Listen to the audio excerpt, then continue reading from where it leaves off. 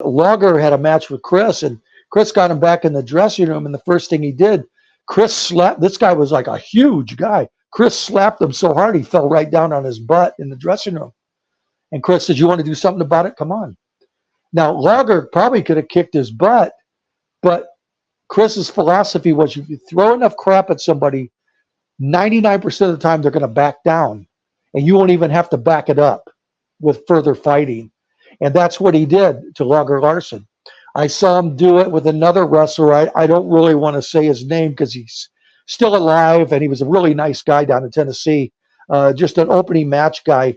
And he did that to that guy too, and really embarrassed him in front of like Norvell Austin, Crazy Luke Graham, all kinds of guys sitting in the dressing room.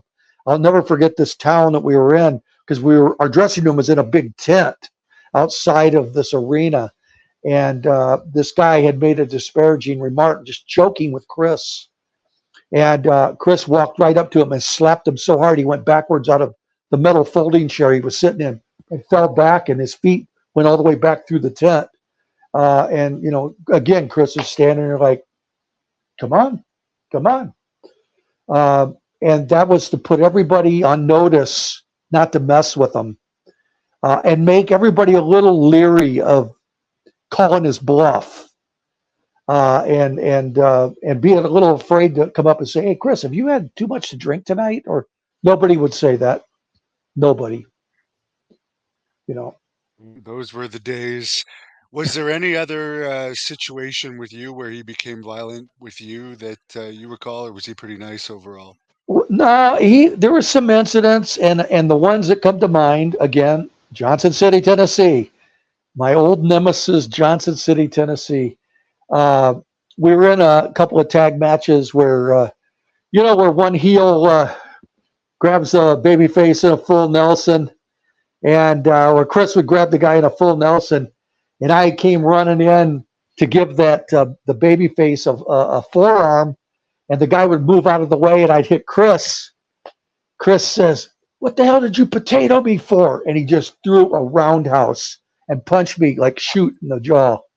And it was like, During the match. brother, during the match, right in front of the fans. We're brothers.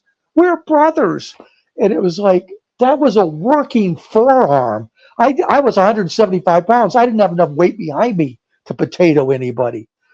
Yeah. But Chris was picking for a fight, man, looking for a fight. And that was another night where he was angry. He was in a bad mood.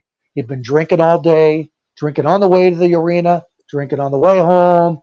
It was all part of the lifestyle down there. And the finale to this whole thing, our partnership, was we were booked in, I think around September 1st of 1975, we were booked to wrestle in Seattle for Dean Silverstone. We were supposed to go up there and work. And we had a flight out of Nashville. We changed planes. We had a brief layover in Chicago, and we flew into O'Hare Airport. And I have a sister that lived in Chicago at the time. And I told, so Chris hadn't been talking to me for about 3 days going into this. Those leading up to this, not a word spoken.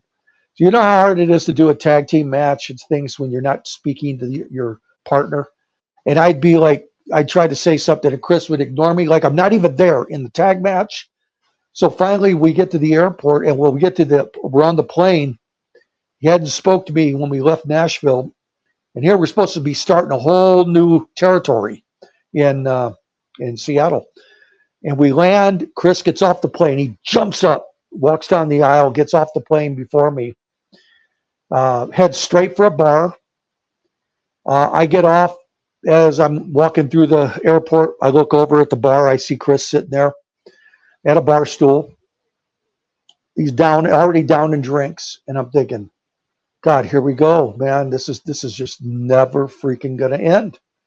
So I walked up to Chris. I'm standing right beside him, and I said, "Chris, I'm going to call my sister and just say hi to her." And he reaches up and puts out a finger at me. And I'm thinking, you got to be ribbing me, man. This is ridiculous. So I went to the payphone, called my sister, and I says, hey, I'm at O'Hare Airport. Can you come get me? I'm done. I'm done. I'm taking a break from the business. And that's exactly what I did. For the next year or so, I took a break and I finally started coming back and working indie shows in Milwaukee, Wisconsin. Eventually, I was working some shows for Dick the Bruiser in Hammond, Indiana, and in Springfield, Illinois. And I just started working some indie stuff around Illinois and Indiana and Wisconsin. And I just said, I'm not going to go up to Seattle with Chris.